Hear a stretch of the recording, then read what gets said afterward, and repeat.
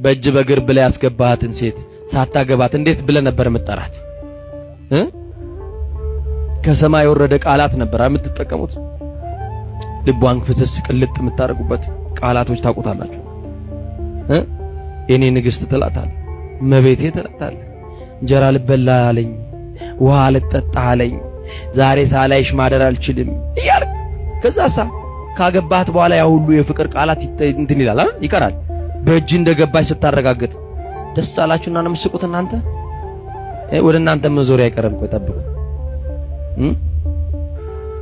ወንድሞቼ። ስታገባ ያደነካትን ውበት አብረሃት እየኖርክ ማድንቅላት። የሰማችሁ ነው አይደል? ሴቶች በተፈጥሯቸው መጀመሪያ ላይ በተደነቁበት መደነቅ፣ መጀመሪያ ላይ የተገለጸላቸውን ውበት ቁንጅናቸውን ደግሞ አብረው እየኖሩ ደግሞ ህይወት ሰጣክ፣ ደግሞ ልጅ ወልዳል፣ ደግሞ አይንን በአይን አያሳይታ ልጅ አስታቅፋ አባታ ስብላ አስከብራ አባወራ ሆነ። ያቺን የፍቅር ቃል ትፈልጋለች ካንተ። ሰውየው ነው አሉ ከኔ ጋር ናቸው። ባል ነው በእጅ በግሬ ብሎ ወደድኩሽ አበድኩልሽ ብሎ አገባት። የመንግስት ሰራተኛ ነው፣ እሷ የቤት እመቤት ናት። ተጋቡ። አይ ፍቅራቸው እናቴ እንደው ተያይዘው ሲሄዱ መንገድ ላይ ያያቸው ፍቅርማ የነገሌ ነው ይላል ሰው ሁሉ። አይ በቁልምጫ ቃል ሲጠራሩ አይ እናቴ ያጠራራቸው እንደው ፍቅርማ አቤት ትዳርማ እንደነገሌ ይላል ሰው ሁሉ ያየው። የቤቱን እንኳን አናውቀውም። በር ከተዘጋ በኋላ እንኳን አናውቀውም። ውጪ ላይ ያለውን ያፋቸውን ነው የምንሰማው አይደል? ቤት ያለውን ጦርነት ግን አናውቀውም። ቤት ያለውን ፍጅት ግን እግዚአብሔር ነው የሚያውቀው። ማን ነው የሚያውቀው? ማን ነው ያውቀው? ንቀቱ፣ ትችቱ፣ መሰዳደቡ፣ ቤት ውስጥ ያለው ሽብር እግዚአብሔር ያውቀዋል። አቤት የነገሌ ይላል። ባል ለወረት ያገባት ሰሞን ስራ ደርሶ ሲመጣ ሚስቱ እንጀራ ጋግራ ወጥ ሰርታ የሚፈልገውን የሚወደውን ነገር አዘጋጅታለት ትጠብቀዋለች። ባሏ ከስራ ሲመጣ አባወራ ከቤት ሲመጣ ከውጪ ሲገባ ድምጽ አለው እኮ አይደል? ታውቃለህ ምናምን ቢያንስ ይላል አይደል? ያሰማል ድምጽ ኮቴ አለው። በሳይለንት ነው እንደምትገቡት እናንተ። አባወራ ወደ ቤት ሲገባ ድምጽ አለው የለውም ይላል ቢያንስ አይደል? የድሮ አባወራ ነው ያላቀመው ነው። አሁን እኮ እንዳናውቅም የምንኖረው ራሱ የሆነ ነገር ላይ ነው፣ የጋራ መኖሪያ የሚባል ነገር ላይ በጋራ እየኖር ግን አንተዋወቅም። አሁን ከባድ ነው። እና አባወራዋ ገና ባሏ መምጣቷን የምታውቀው ግቢው ሲገባ በሚያሰማው ድምጽ ነው። ባሌ መጣልኝ የኔ ጌታ ትልና ዘላ ልትስመው ልትቀበለው የያዘውን ቦርሳ ልትቀበለውና ደግሞ የእግሩን ውሃ አዘጋጅታለት አጥባው እግሩን ታረጋለሽ እንደዛ እግሩን አጥባው በፎጣ አድርቃለ። የኔ ጌታ ደከማ አይደል? በልንጃዎችን ደሞ ቀመስና ረፍት አርግልኝ ትለዋለች። አይ ፍቅራቸው ይላል ጎረቤት። ትዳርማ እንደነሱ ከሆነ ይሄ ነው በቃ ትዳር እያለ ሁሉ ትዳር ይመኛል። እና ከዛ አንድ ቀን ምን እንደነካው አይታወቅም፣ ባር ከስራ መጣ። እሷ በቃ ግንባሯን መሳም፣ እሱም እንደዛ ስለምዷታል። አቅፎ ነው የሚቀበላት፣ አቅፋ ነው የምትቀበለው። በር ላይ ነው ዌልካም የምትለው። እና አንድ ቀን ከስራ ሲመጣ ባለ ይመጣልኝ ብላ እንደተመደ ቆንጆ ምግብ አዘጋጅታ ተጠብቀዋለች። ዘሎ ሊቀበል በር ስር እኮ ነው እሷ ልትቀበለው። ልክ አንድ እግሩን ወደ ቤት ጥልቅ ሲያደርግ ልትስመው ሲል በጥፊ ሞቅ አደረገላት። እሷ የጠበቀችው ምንድነው? ይስመኛል ብላ ነው የጠበቀችው። እሱ ምን አረጋት? በጥፊ አንድ ጊዜ ሞቅ አደረገላት። እና ምን ነው ሳቃቸው እንደች ዛሬ እጃችሁን ነው ምገዝተው ብታነሱባቸው እጃችሁን። እጁን አነሳና ምን አረጋ? መታት። ደነገጠች። ከዚህ በፊት የሌለ ልማድ ነው። አያችሁ? አዲስ ልማድ። የተጻፈው ፊቷን ይዛ እንዴ ከመቼ ጀምሮ ምን አርጌው እኔ ልስመው ባልኩኝ ምን አጥፍቼ ነው ሳመኝ? ቆይ ዛሬ ዝም ብሎ ፊት ማሳየት ነው እንዲማ ካለ ሊቀጥላት ነው ምናምን አለችና እኔ መምታት አለብኝ ፊትማ ማሳየት የለብኝ ማለችና እሱም ሳያስበው በረክ አለችና ካቀመሳለች ይዛ አንድ እኩል መሆን ይሻላል ብላችሁ ነው የሳቃችሁት? አቀመሰችው ይዛ። ከዛን ቀን ጀምሮ እዛ ቤት ጸብ ሆነ። መቼ ነው እስቲ ያስተውሉ አለመግባባት የተፈጠረው? መቼ ነው እናንተ ትዳር መደፍረስ የጀመረው? ባልሽ አንቺ መስማት ያቆመው? አንቺ ባልሽን መስማት ያቆምሽው መቼ ነው? ያቺን ቀን ካሰብሻ ተንበርክከሽ ጸልይ። ጥፋታችሁን አስቡ፣ ድካማችሁን አስቡ። ሶስተኛ ወገን አይደለም ወደ መድኃኔዓለም አልቅሱ፣ እሱ እንዲያስተካክል። እናንተ ቤት የተገነባ የጥላቻ ግንብ ካለ፣ እንዳትስማሙ የተገነባባችሁ የክፋት ግንብ ካለ በሰማርያ ያለፈውን ጌታ አለፍልን። በትዳሬ ሰው እንዳያልፍ አንተ ግን እለፍ በሉት። ሰው እንዳያልፍ በትዳራችሁ። ማን እንዳያልፍ አልኳችሁ? ሰው እንዳያልፍ በትዳራችሁ። ጓደኛ ጉደኛ ነው እንዳያልፍ በትዳራችሁ። እና ጎረቤት በፍቅራቸው እንዳልቀና ገብቶ ማገላገል ሁሉ ሰለቸው፣ እጭ ጀመራቸው መባል ጀመረ። በየቀኑ አደረጉት። እነሱ ደግሞ ከሰኞ እስከ እሑድ አይፎርሽም ሰውየው፣ በየቀኑ የነንካ ነው በቃ። እና ጓደኛዋ መጣች ልታማከራት። የኔ ጓደኛ የሚያምረው ፊትሽ እኮ ዳማ መጫወቻ እኮ ነው ያስመሰለሽ፣ እንደው ጠልዞሽ የኔ እህት፣ እንደው እናንተ ቤት ፍቅርማ መስተካከል አለበት፣ እንደው አንድ ነገር መጥቶልኛል አለችው። እየሰማችሁኝ ነው? በቃ ፊቷ በልዞ በድብደባ እንደው እናንተም ደግሞ የሴት ፊት ደግሞ አይችልም እናንተ እውነቴን እኮ ነው። እጃችሁ እንዳታነሱ ነገር ያለው እና ምን ላድርግ? ትዳሬ እኮ እንዲስተካከል ፈልጋለሁ። ማን ማይፈልጋል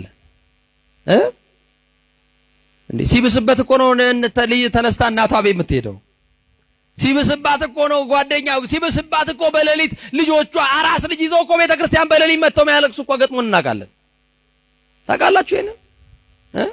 እናንተ አምሽታችሁ የገባችሁ፣ እናንተ ፍቅር ሳሰጧቸው፣ እናንተ ጊዜ ከልከላችኋቸው፣ አስቡበት። ጓደኛ መካሪውን አገባች።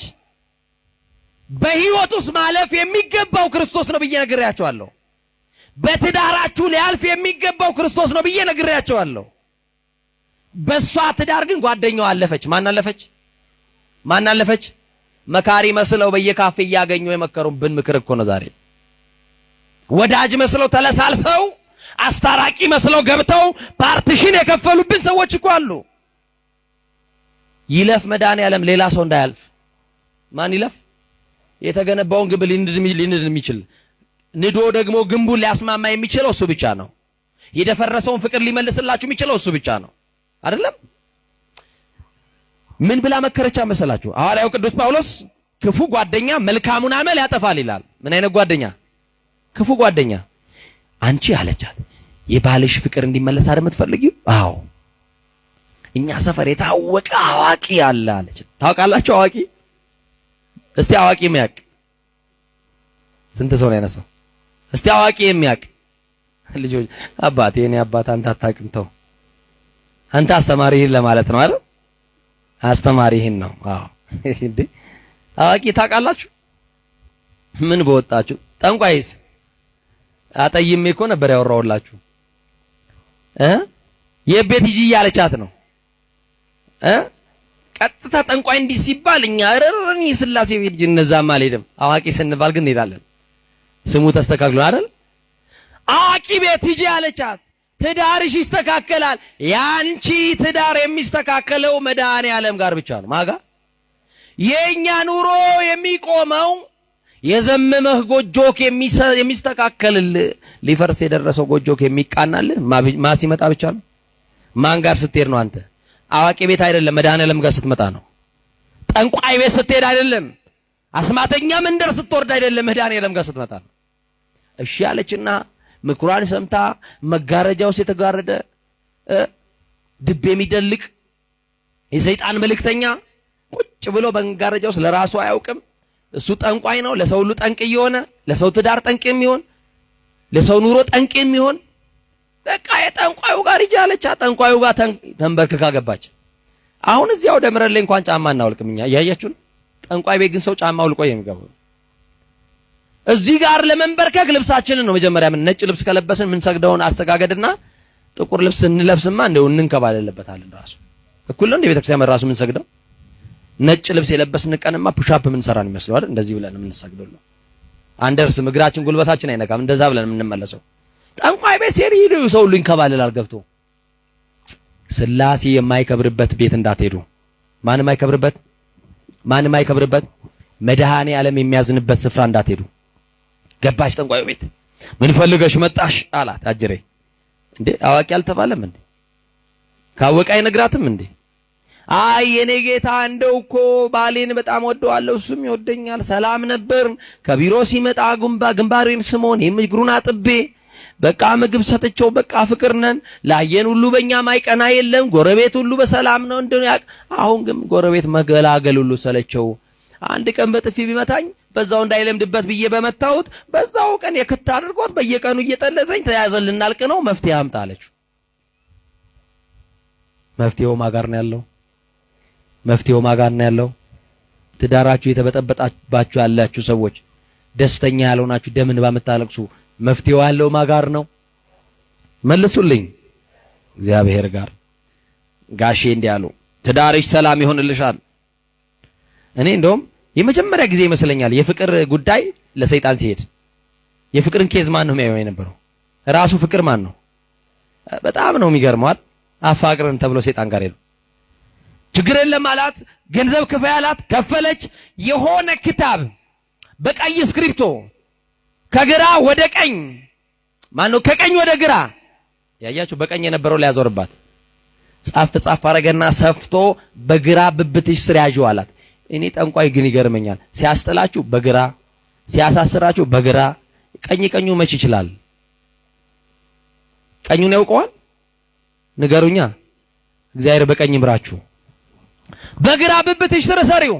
ባልሽ ከስራ ሲመጣ ድሮ የምትስሚው የቱ ጋር ነው? በር ስር ጠብቂው። ልክ ይሄ እንዲያሽ በር ስር ጠብቂው። ልክ አንድ እግሩን ወደ ቤት ዘው ሲያደርግ ዘለሽ ሳሚው፣ ሰላም ይሆናል፣ ይስተካከላል አላት። ደስ ብሏት ሳንቲ ከፍላ ወደ ቤት ሄደች። ምን ማለት ታስተካክል? ትዳሯን ልታስተካክል። ከዛ አባወራው ከየት መጣ? ከስራ። ድምፅ አለው አይደል? ልክ ድምፁን ሲመጣ ባሌ መጣ አለችና ያችን ነገር እንዳንጠለጠለች ነው ምኑ ስር ጠበቀችው? ንገሩኛ።